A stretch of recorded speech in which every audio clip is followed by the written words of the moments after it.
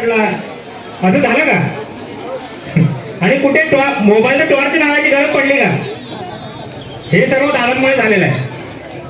आता यापुढे दादा निवडून आले या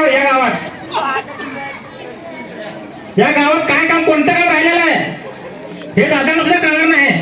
मी या गावासाठी कोणतं काम करू? मला वाटतं यापुढे आपण हे काम राहिलंय.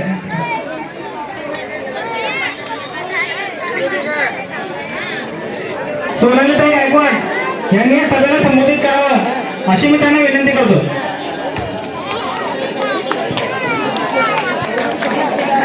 नमस्कार, मी सोनाली अर्जुन गायकवाड.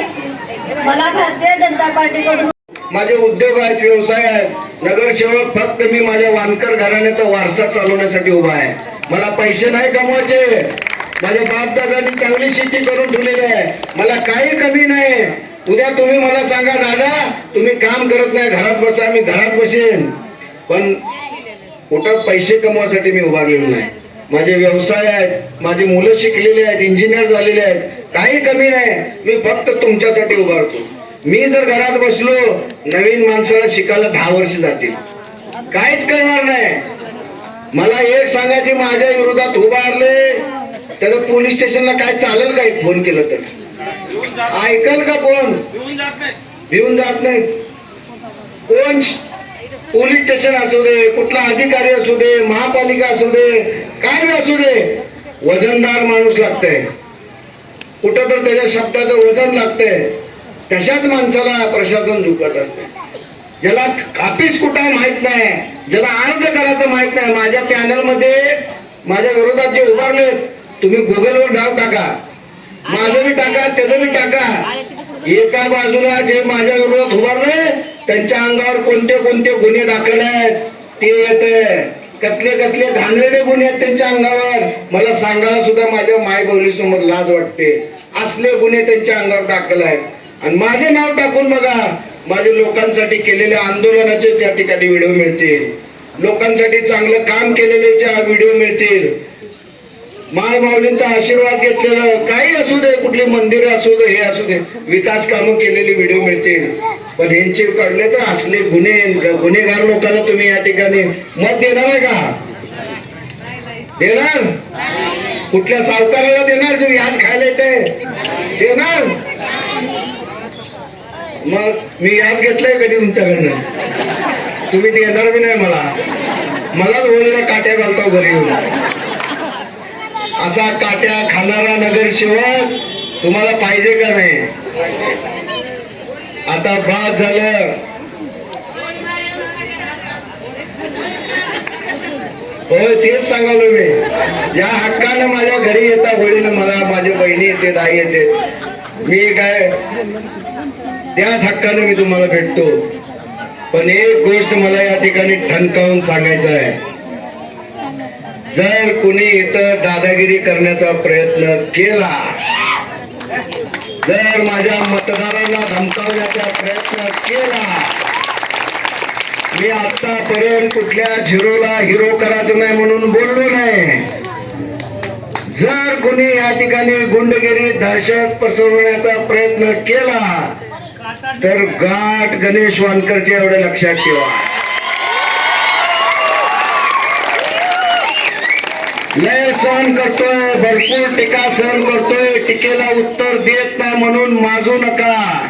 तुमचा माज उतरायला मला फक्त 2 दिवस लागले. 16 तारखेला तुमचा माज कसा उतरतोय बघा. हे माझं भयमुक्त देगाव आहे. इथला कुठलाही माणूस कुणाच्या बापाला बी घाबरणार नाही जोपर्यंत वानकर तुमच्या मागे आहे. तुमची दादागिरी, दहशतगिरी तुमच्या घराकडे करा. आमच्या मतदारसंघामध्ये कुणाला धमकावण्याचा प्रयत्न करू नका. आपल्याच भागातील काही वाट चुकलेले आपले काही लोक असतील, मी त्यांनाही आवाहन करतो, बाबांनो सावध व्हा. आपण एक आहे, आपण परके नाही, आपण गावातले आहेत. परिस्थिती ओळखा, निवडून येणाऱ्या माणसाच्या पाठीशी राहा, आपल्या तांड्याची एकी दाखवा. बाहेरच्या वैऱ्याला तुम्ही साथ देऊ नका. काय नाही तुमचा वापर करून असं फेकून देतील, परत कोण कुत्र बी विचारणार नाही. पण मी मोठ्या मनानं तुम्हाला आज सेवालाल महाराजच्या मंदिरासमोर बोलवतोय. मी स्वतः तुम्हाला सन्मानानं बोलवतोय. या वाट चुकलेल्या माणसानं पुन्हा परत या. माझं मन मोठं आहे, मी तुम्हाला सोबत घ्यायला तयार आहे. मी तुम्हाला सोबत घेऊन या तांड्याचा विकास करेन. मी सगळ्यांना सोबत नेणारा माणूस आहे. तुम्ही वाट चुकू नका, काही होणार नाही. तुम्ही आपलेच आहात, तुम्ही परके नाही. फक्त तुम्हाला लक्षात येत नाहीये. या परक्यांच्या नादी लागू नका. आपली लोक ओळखा, आपला माणूस बघा, आपल्या सुखादुखाचा माणूस बघा, आपल्या वेळे काढेल येणारा माणूस बघा. तुम्हाला माहित तर आहे का की माणसांची घरं कुठे आहेत माहित आहे का? सांगा. उद्या जर काय बरं वाईट झालं, मी माझा तर पराभव शक्यच नाही. तुम्ही कुठे जाणार आहे सांगा, तुमची तक्रार घेऊन कुठं जाणार आहे सांगा.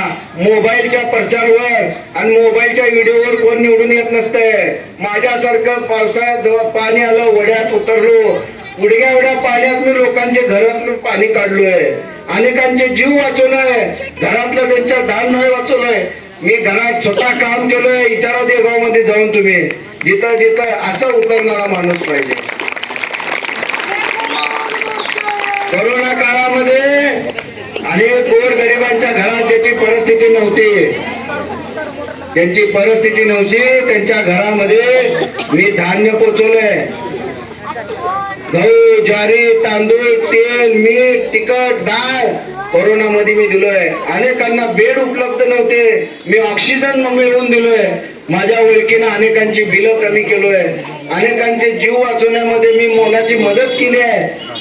हे कोण विसरणार नाही. आणि आपलाच बांधव म्हणतोय बाहेर तिकडे भाषणात, आपलाच आहे म्हणते कोरोनामध्ये आम्ही काम करल्यावर मी दादागिरी केली म्हणून. मी आयुष्यात दादागिरी केली का हो कधी?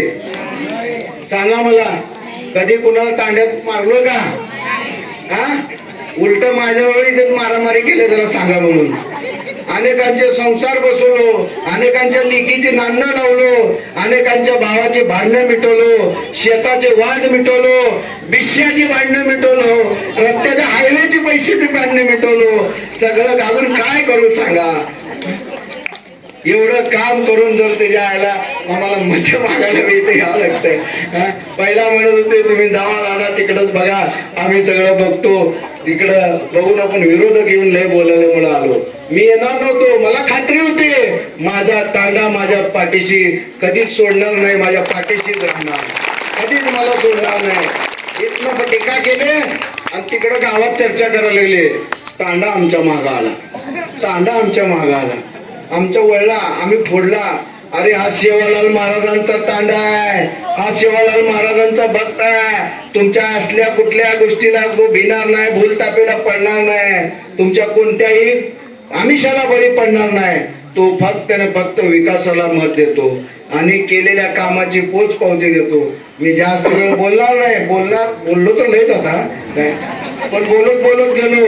मला तुम्हाला एवढंच विनंती आहे, निवडून येणाऱ्या माणसाच्या पाठीमागं आपण राहा, पाय ओढणाऱ्या माणसाच्या पाठीमागं राहू नका. चारीच्या चारी बटन कमळाचे दाबा. जरा सुद्धा कुठे क्रॉस वोटिंग होऊ देऊ नका.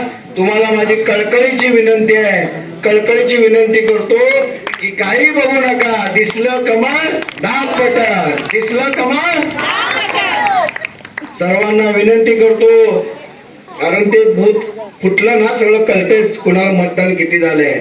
एकाला वेगळं दुसऱ्याला वेगळं केलं की मत बाद होत आहे, लक्षात ठेवा.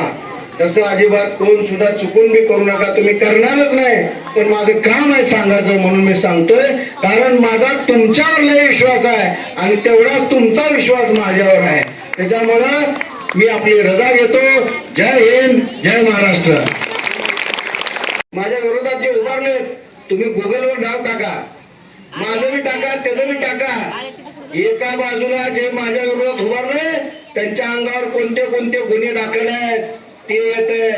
कसले घाणेरडे गुन्हे आहेत त्यांच्या अंगावर, मला सांगायला सुद्धा माझ्या मायबोली समोर लाज वाटते. असले गुन्हे त्यांच्या अंगावर दाखल आहेत. आणि माझे नाव टाकून बघा, माझे लोकांसाठी केलेल्या आंदोलनाचे त्या ठिकाणी व्हिडिओ मिळतील, लोकांसाठी चांगलं काम केलेले व्हिडिओ मिळतील. माऊलींचा आशीर्वाद घेतलेलं काही असू दे, कुठली मंदिरं असू दे, हे असू दे, विकास कामं केलेली व्हिडिओ मिळतील. पण यांचे कळले तर असले गुन्हेगार लोकांना तुम्ही या ठिकाणी मत देणार आहे का?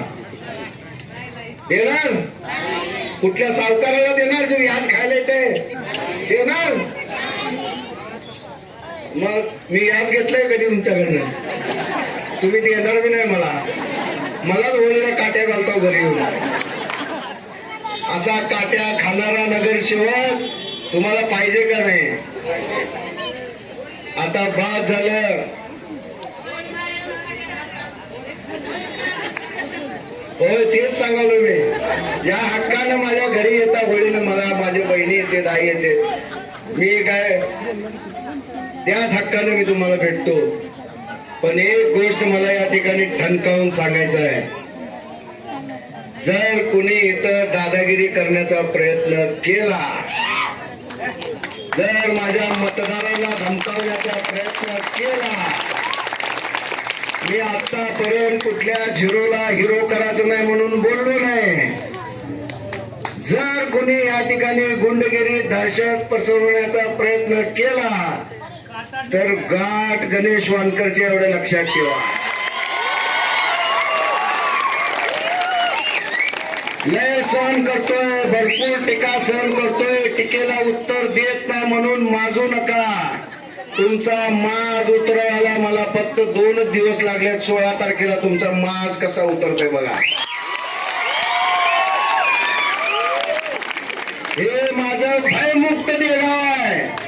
इथला कुठलाही माणूस कुणाच्या बापाला बी घाबरणार नाही जोपर्यंत वानकर तुमच्या मागे आहे.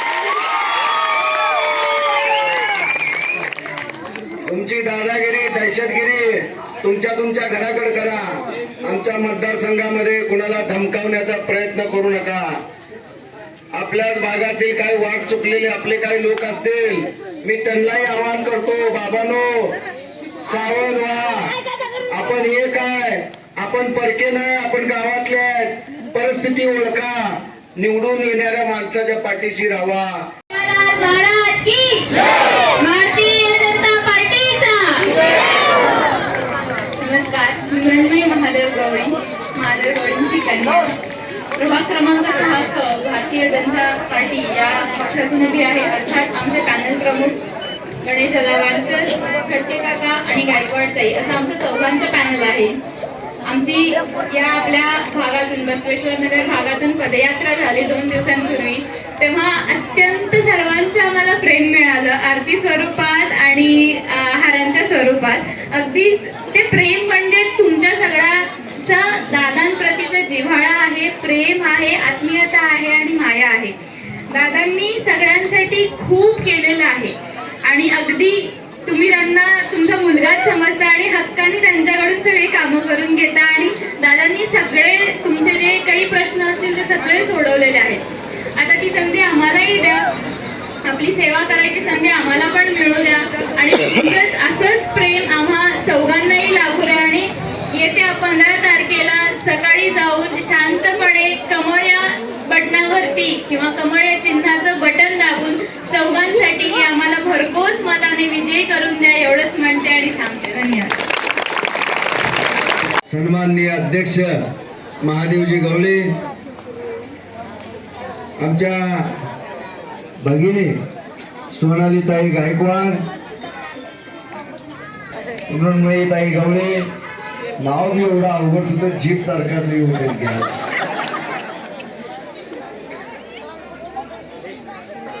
व्यासपीठावर उपस्थित असलेले आपले नाईक पवार, राजू बासू कारभारी, दुसरे आपले कारभारी सिद्धरामजी राठोड, मनोहरजी पवार,